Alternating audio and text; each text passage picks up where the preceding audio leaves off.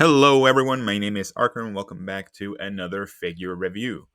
In today's video, we're going to be taking a look at the POPUP parades of Chun-Li and Cammy from Street Fighter. I believe these two figures were made to coincide with the 35th anniversary of Street Fighter, which was in 2022, but the figures themselves released worldwide during early 2023. uh, and I have had them in my collection for quite a while now, so it's been a long time since I needed to do this video.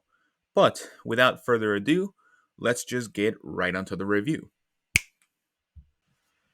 Alright, so now that I have both of these two figures out of their boxes, I'm going to briefly explain how this video is going to work.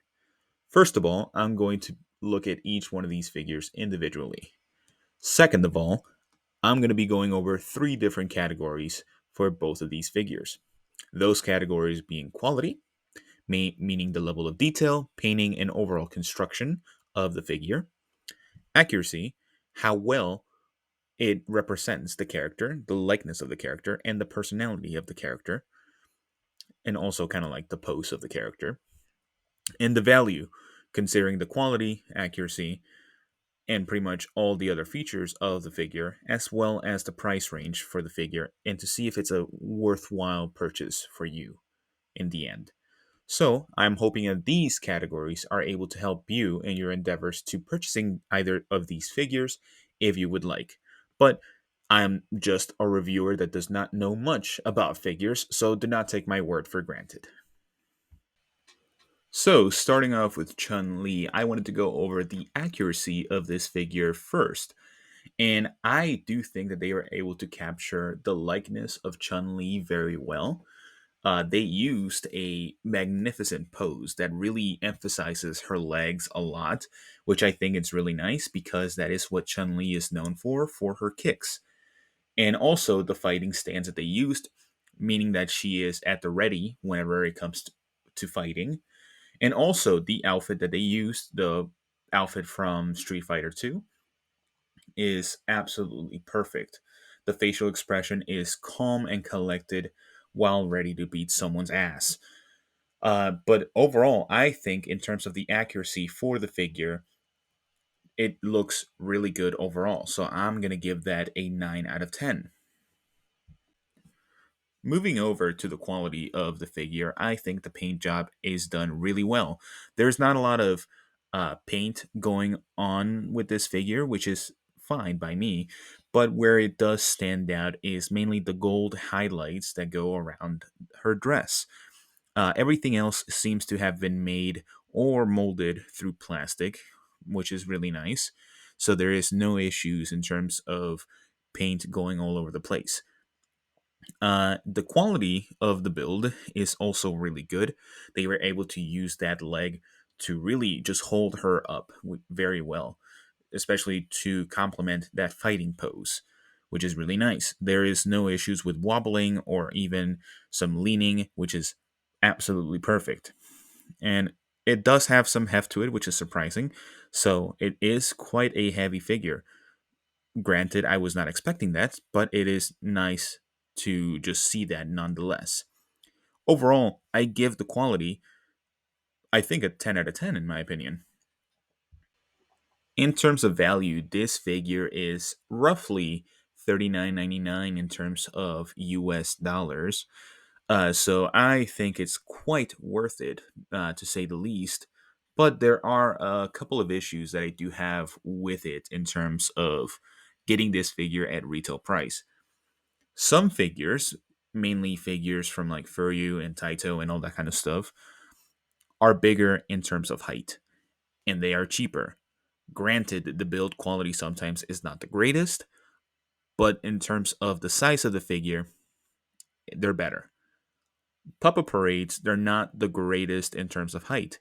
There's a reason why they started making large Puppa parades and extra large Puppa parades for people that want a bigger scale figure for still a reasonable price. So that is my 2 cents on the value of the figure. I think the value is just a 7 out of 10 from what I mentioned. For an overall score, Chun Li does get roughly an 8.5 out of 10 based on all the categories that I have gone through in this section of the video. It is a good figure to have in your collection if you do not have a Chun Li figure, because it is a very affordable one, to say the least. But it could be better in some instances. Again, the height of Pupper Parades is really my only issue overall. So if you have this figure, if you do you like it? Do you not like it? Let me know. But now we're gonna move on to the second figure of this review. All right, jumping on to Cammy. In terms of accuracy, I do think she does lack a little more than Chun Li. Uh, Kind of one of my biggest gripes of the figure is the muscle definition. She is very lean in terms of the muscle accuracy of what she is supposed to have. There's not a lot of muscle tone on the arms or even the legs, even though she is supposed to be an assassin that has trained for years on end. But overall, I do think that the face looks pretty accurate to the source material, and everything else looks good for the most part. But this is going to be in the quality section. So, overall, for the accuracy, I give Cammy a 7 out of 10. All right, so in terms of quality, I do think that Cammy kind of falls under compared to Chumley. First of all, the thing that I kind of got bothered the most of by is the ponytails needing to be attached.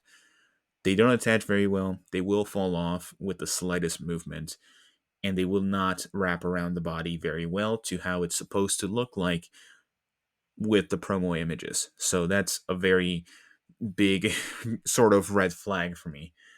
Um, the outfit overall, I think a lot of sections they used the incorrect paint, because some sections, like the gloves and the little accessory bags that she has around her thigh, are gloss paint, or it looks like it. It has a big reflection to the light, which I don't think it's very good.